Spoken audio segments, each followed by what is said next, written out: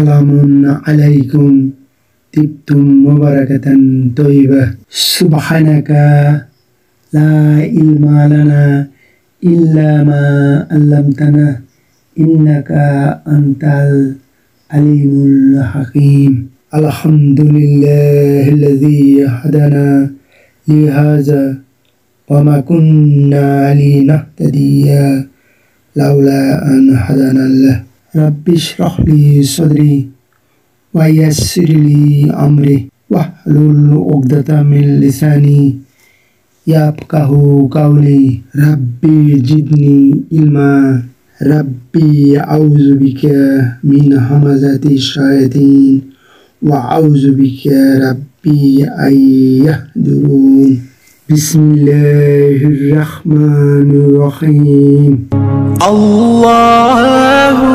আল্লাহু। প্রিয় মাতারাম, আজ আমাদের আরবি গ্রামারের হরফ বিষয়ক অষ্টম ক্লাস। আজকের বিষয় হরফুল ইস্তিসনা বা ব্যতীত অর্থজ্ঞাপক অব্যয়সমূহ। হরফুল ইস্তিসনা 11টি: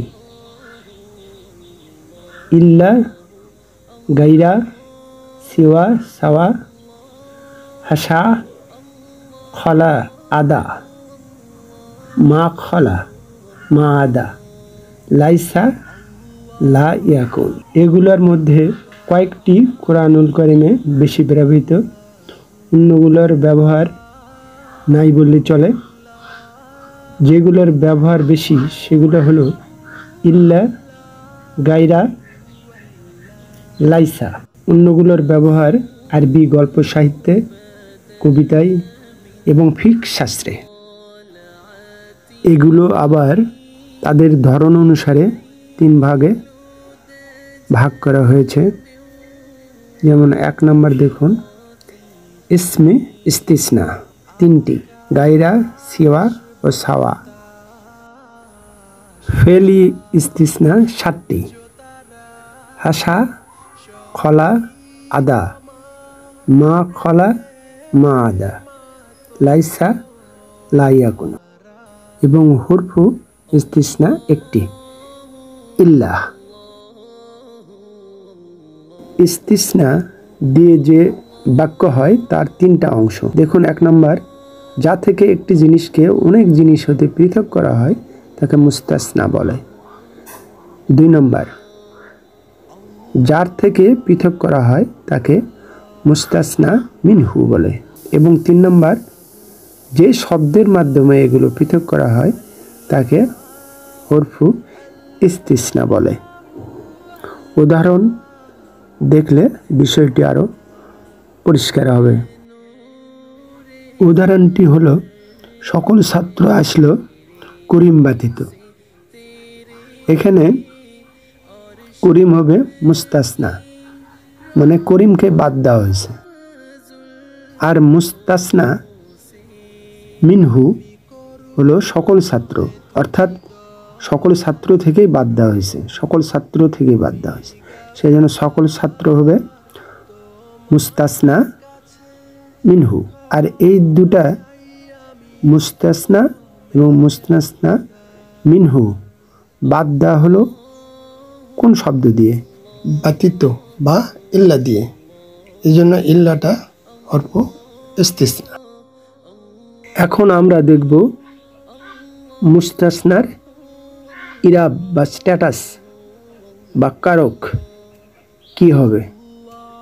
অর্থাৎ ইল্লা আসলে তারপরে যে মুস্তাসনা তার শেষ হরফ পেশ হবে না জবর হবে না জের হবে।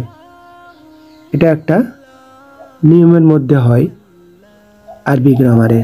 দেখুন 1 নম্বর, ইল্লার পূর্বে মা, লা, আ, হাল অর্থাৎ নাফি, নাহি বা প্রশ্নবাচক কোনো শব্দ না থাকে এবং মুস্তাসনা মিনহু উল্লেখ থাকে, তাহলে মুস্তাসনা ইরাব নসব বা জবর হবে। দেখুন এখানে যা জাইদুন ইল্লা বাকরান, বকর ছাড়া জাইদ আসলো। এখানে জাইদুন হলো মুস্তাসনা মিনহু, এটা উল্লেখ আছে। আর বাদ দেওয়া হলো কাকে? বক্করকে। ইল্লার আগে দেখুন মা নাই, লা নাই, আ নাই, হাল নাই, এই জন্য এটা জবর গ্রহণ করেছে। তারপর 2 নম্বর নিয়ম দেখুন, ইল্লার পূর্বে মা, লা, আ, হাল যে কোনো একটি থাকে এবং মুস্তাসনা মিনহু উল্লেখ থাকে, তাহলে মুস্তাসনা বাই ডিফল্ট পেশ গ্রহণ করবে। যেমন দেখুন লা ইলাহা ইল্লাল্লাহ, এখানে আল্লাহ বাই ডিফল্ট পেশ গ্রহণ করেছে। 3 নম্বর নিয়মটি দেখুন, ইল্লার পূর্বে মা, লা, আ, হাল থাকে কিন্তু মুস্তাসনা মিনহু না থাকে, তাহলে মাফুলকে জবর দিবে, মাজরুর হলে জের হবে এবং ফাইল বা কর্তা হলে পেশ হবে, অর্থাৎ টেক্সট অনুসারে ইরাব হবে। দেখুন কয়েকটি উদাহরণ, মা রয়তু ইল্লা বাকরান, আমি দেখি নাই বকরকে ছাড়া। কাকে দেখি? স্বাভাবিকভাবে আসে বকরকে, তাহলে এটা কাকে দিয়ে প্রশ্ন করলে যে উত্তর পাওয়া যায় সেটা হলো কর্মকারক, অর্থাৎ মাফুল। তাহলে মাফুল বাই ডিফল্ট জবর হয়, তাই এখানে বকর জবর হয়েছে, বাকরুন বাকরান হয়েছে। পরেরটা দেখুন, মা মারারতু ইল্লা বি বাকরিন, আমি বকরকে ছাড়া যাইনি।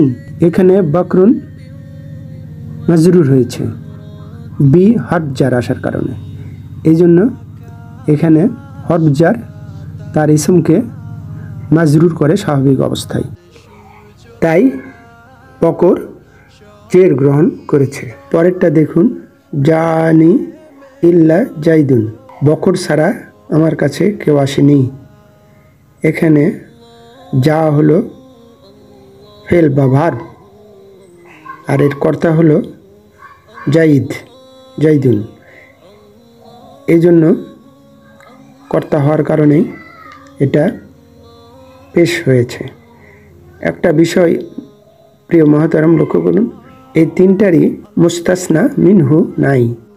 যা আছে ফেল, আর ফেল তো মুস্তাসনা মিনহু হতে পারে না, এই জন্য এগুলোর কন্টেক্সট অনুসারেই কখনো পেশ হয়েছে, কখনো জের হয়েছে, কখনো জবর হয়েছে। আমাদের এখনো ভাত পড়া হয়নি, এই জন্য বুঝতে কিছু অসুবিধা হতে পারে।